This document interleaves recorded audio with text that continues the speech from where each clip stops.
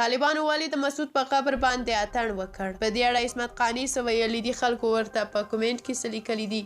دا ټول په همدې ویډیو کې وګورئ او چینل درسره هم سبسکرایب کړئ.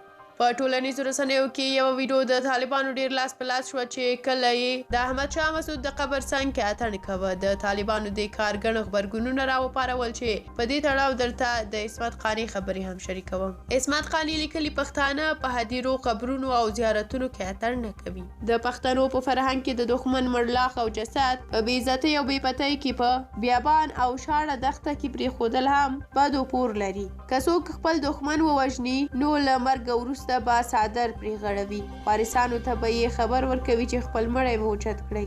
دا یې د قاتل ادرس دی او دغه یې د قتل سبب دی. د احمد شاه مسعود پر قبر اتڼ د پښتانه فرهنګ نمایندګي نه کوي، لکه څنګه چې د بل پر کور بلۍ او کوډۍ د مچلوغ زیوار پور لري.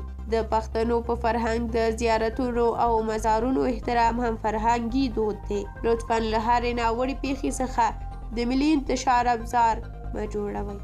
د عصمت قانع دغه لیکنې ته بیا ګڼ شمېر خلکو په کومنټونو کې خپل نظریات شریک کړي دي. شفیق قسم صافي لیکلي دي هر چیرته چې و خو سم کار یې هیڅ نه دی کړی.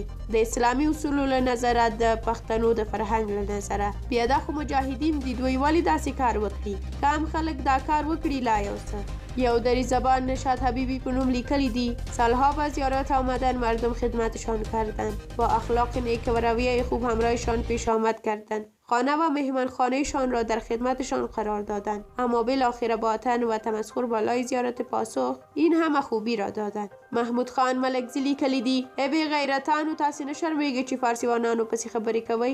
افغانستان نوم مو وشرموه د رهګرو. هېڅکله تاسې مه وایئ چې موږ پښتانه یو، افغانان یو. تاسو بې غیرته قام یئ، د روپۍ په سر ورور هم وژنئ. دې خبرو ته سوچ وکړئ او ځانونه وپېژنئ. په دنیا کې سپک خلکو ستاسې د لاسه نور قومونه په ژړا او ویرې کې دي. په ورته مهال سراج سالارزي په نوم له یوې فیسبوک پاڼې هم کومنټ راغلی دی او لیکلي دي چې اکا ته د پښتنو او د پښتونولۍ د ارزښتونو خبرې کې زموږ سونې په دې چغو وچ شو چې طالبان د پښتونولۍ او افغان د ننګ او غیرت سره کلکه دښمنۍ لري. فریدي انګار بیا د طالبانو د دغه اتڼ او د مسعود د قبر په اړه لیکلي دي د طالبانو دا کار نه تاییدوم، خو د مسعود مقبره په څو جریبه ځمکه کې جوړه شوې، یعنې په نیمایي پنجشیر کې، خو دا اتڼ ډېر له اصلي مقبرې لرې اجرا شوی دی. وګیاڼی آش لیکي چې اتڼ خو د مقبرې دننه نه بلکې بهر و. د پښتني دود پر بنسټ دا د اتڼ واټن باید له هدیرې نه 100 کیلومتره لرې وي.